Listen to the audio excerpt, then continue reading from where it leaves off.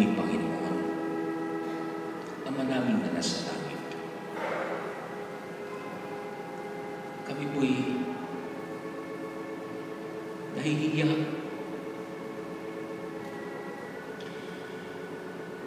Dahil maging ang paglapit namin sa iyo, Panginoon Diyos,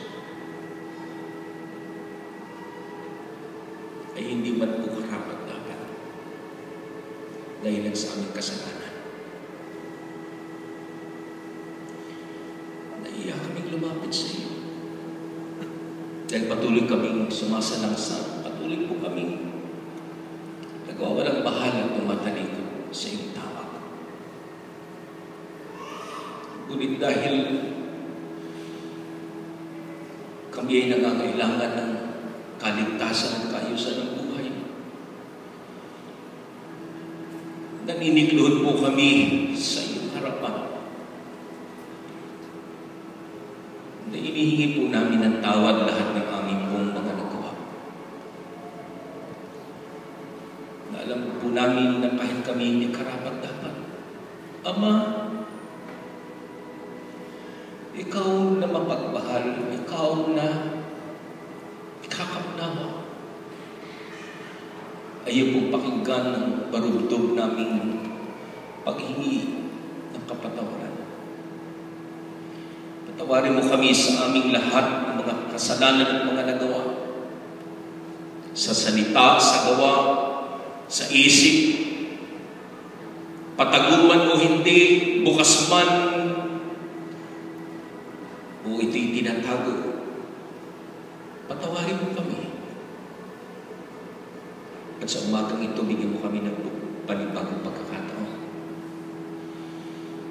na magtiwala, maghawakan sa iyong pangako at pag-ibig. Likaan mo po kami ng isang puso ngayon na binabago, isang puso, Panginoon, na inaayos, isang puso, Panginoon, na tumanggap ng pag-ibig mula sa aming Ama. Tanggapin mo ang aming paghingi ng tawad na sa umagang ito, ang puso namin maging ganap, maging karapat-dapat sa aming pananampahan at paglilingkod. Salamat, Panginoon, salamat, Ama, na kami muli mong tinanggap, muli mo kaming inaka bilang mga libugang anak na nawalay. Akapin mo po kami, O Diyos. Samahan mo kami ngayon, umaga, lalo higit sa aming pagtataas ng aming pong mga papuri ng aming pagsamba sa iyo. Salamat po sa muling buhay, salamat po sa muling pagkakataon na kami binigyan mo ng kalakasan at paninibagong lakas ng buhay at pananampalataya. Salamat.